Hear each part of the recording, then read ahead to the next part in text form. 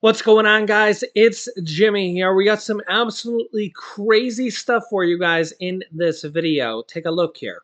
Yeah, nuclear doomsday threat is great and growing. Scientists urgently warn.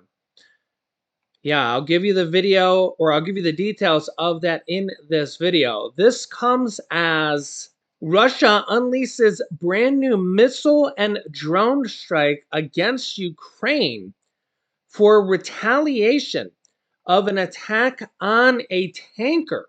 This also comes as Poland issues a warning of a very real threat of the Wagner Group attacking on NATO turf, which would be Poland.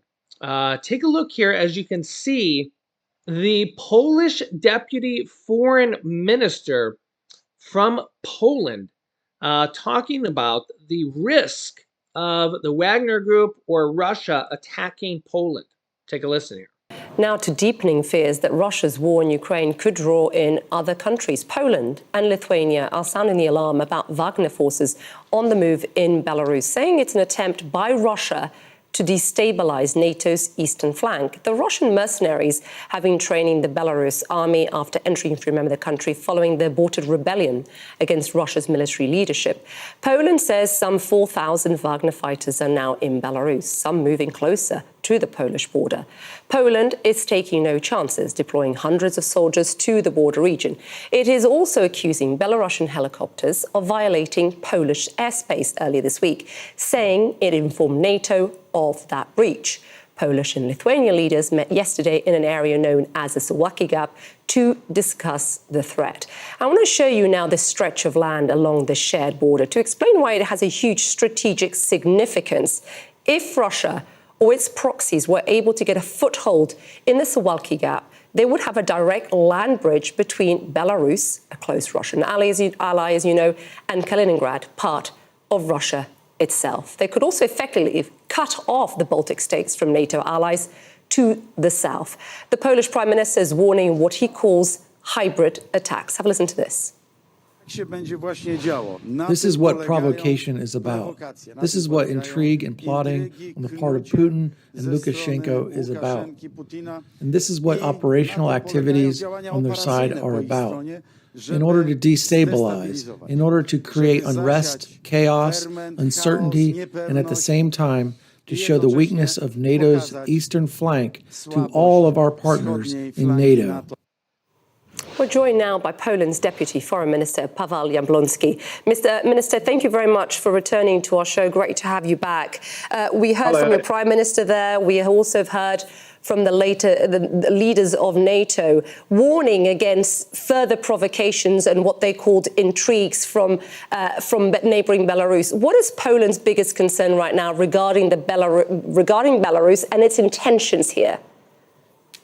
Unfortunately, the threat is very real, even though probably there's small groups of mercenaries, of Wagner groups, and perhaps some other personnel will not immediately try to conduct a full-scale invasion. They will certainly make many attempts at infiltrating our territory, attacks on our border, also using illegal migrants that Lukashenko and Putin are continuing to fly from multiple Middle Eastern countries to Moscow, to Minsk, and then in organized groups they are transporting them to our borders, to border with Poland, to border with Lithuania, also with Latvia.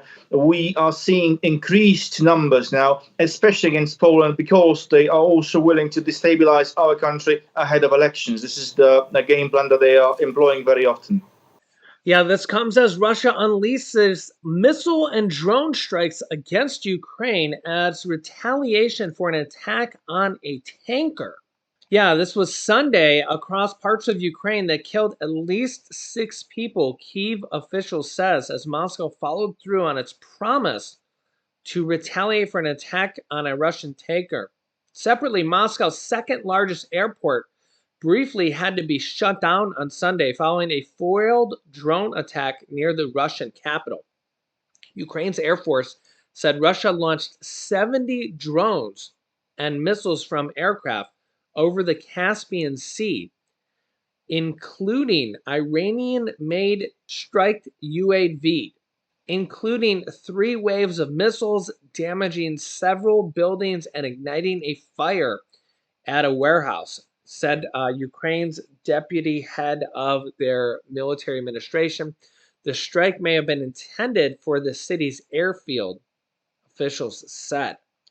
Ukrainian President Zelensky said the facilities of the aircraft engine manufacturer also came under attack. The Russian barrage followed a Ukrainian drone attack on the Russian tanker in the Black Sea near Crimea on Friday. Ukraine also struck a major Russian port with drones earlier the same day. Russian Foreign Ministry spokesman condemned what she called a Ukrainian terrorist attack on a civilian vessel in the Kerch Strait, saying there could be no justification for what they're calling barbaric action. They will not go unanswered, for their authors and perpetrators will be invariably punished. It's interesting how, Russia is starting to get some attacks on them now, and they call them, barbaric attacks. But, when Russia attacks schools, churches, hospitals, apartment buildings, which have been going on now for almost a year and a half, that's simply what? Okay. That's been going on for tens of thousands of lives now.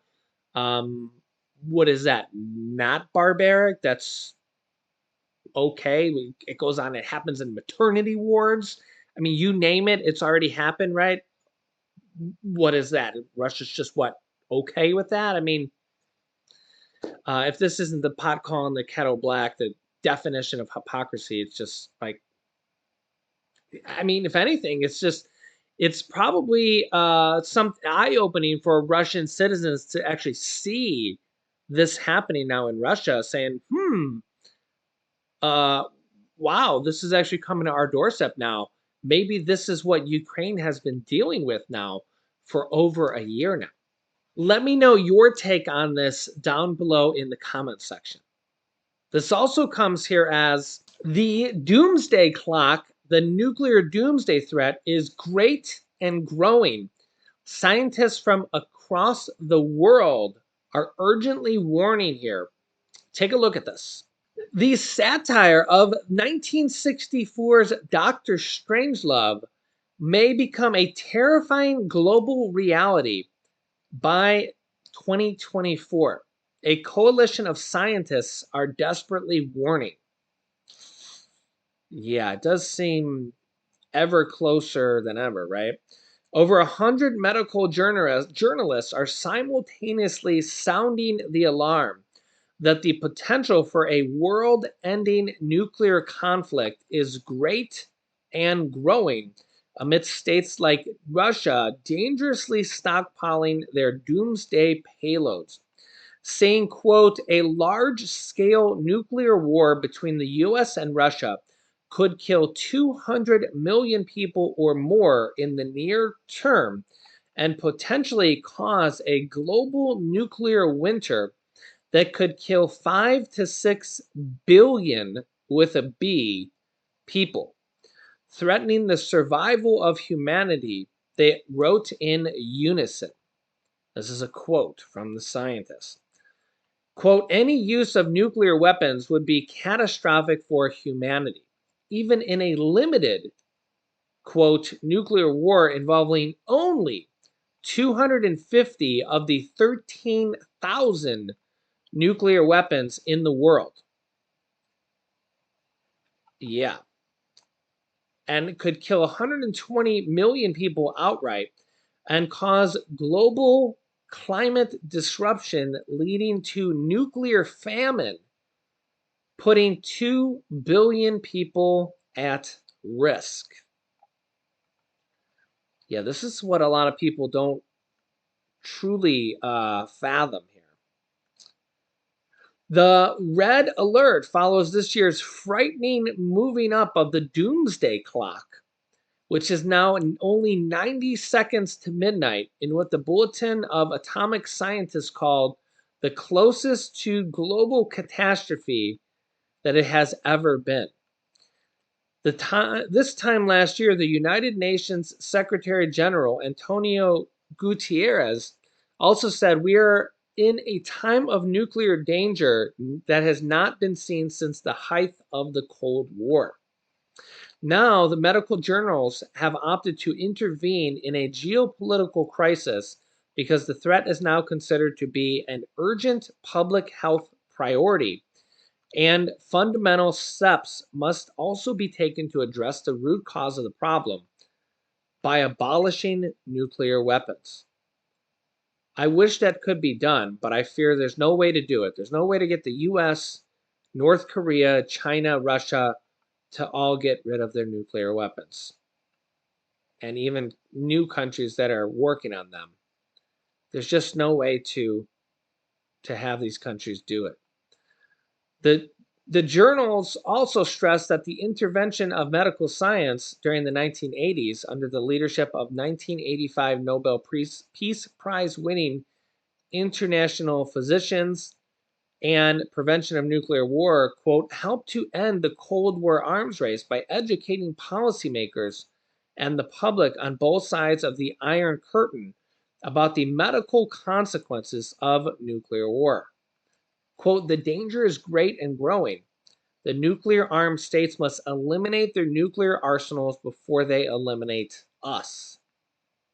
The current crisis at hand most stems from Russia's ongoing invasion and subsequent war with Ukraine, according to the bulletin. Worst of all, Russia's thinly veiled threats to use nuclear weapons remind the world that escalation of the conflict by accident, intention, or miscalculation is a terrible risk. But recently, these threats are becoming more concrete. Former Russian President Dmitry Medvedev and Vladimir Putin, now the deputy head of Russia's Security Council, recently said, the apocalypse isn't just possible, but quite likely. And therein lies the problem, is that if you take a country like, say, Russia or North Korea, and if they enter into a war that at some point, they might end up losing in the future or anything like this, just picture a scenario or a possibility, and or picture a scenario where, Putin might be losing, or Kim Jong-un, or anything like this, or maybe they're getting overthrown or something. They could just put their finger on that red button and push that red button and start firing nukes. And if that happens, people don't quite realize, I think some people at least, don't quite realize how bad a nuclear war would be, or nuclear fallout would be. You start firing multiple sets of nukes. Remember that Russia has thousands of nukes, and it would be catastrophic. Catastrophic. I mean, these things are absolutely just it's annihilation. And this is, it's almost like if we could go back in time and eliminate these things from the earth, we would be in a much better place. That's the massive problem here today. And that's like, sometimes you see in the comment section like, oh, we could wipe out North Korea in hours. And that's the problem, is like, maybe we could, maybe we couldn't, but you got to remember they have nukes. We can't just go in and start invading North Korea or nuking them, because when they start shooting the nukes back, that's the problem. You have a nuclear war, and they just start shooting nukes wherever. You have nuclear fallout, you have nuclear winter. You could literally have the collapse of the earth. And that's the problem. You don't want to have something like this. This is not what you want to have happen. And when you got somebody like Kim Jong-un, or Vladimir Putin, or Dmitry Medvedev, or Vladimir Putin's second in line potentially, this is where geopolitics gets very, very tricky. Let me know your thoughts here in the comments. I'll keep you up to date here. It's nasty out there. So If you haven't yet, subscribe down below, click the bell icon. I'll keep you up to date here with everything going on here in our country and around the world on a daily basis. If you haven't yet, thanks for liking and sharing these videos. Here's some videos you should watch next. Click here to see. You won't believe what's happening at Walmart, Target, and Kroger. Or Americans want U.S. boots on the ground in Ukraine. Pretty shocking. So click on one of those videos next. Thanks for watching, guys, and I'll see you in the next video.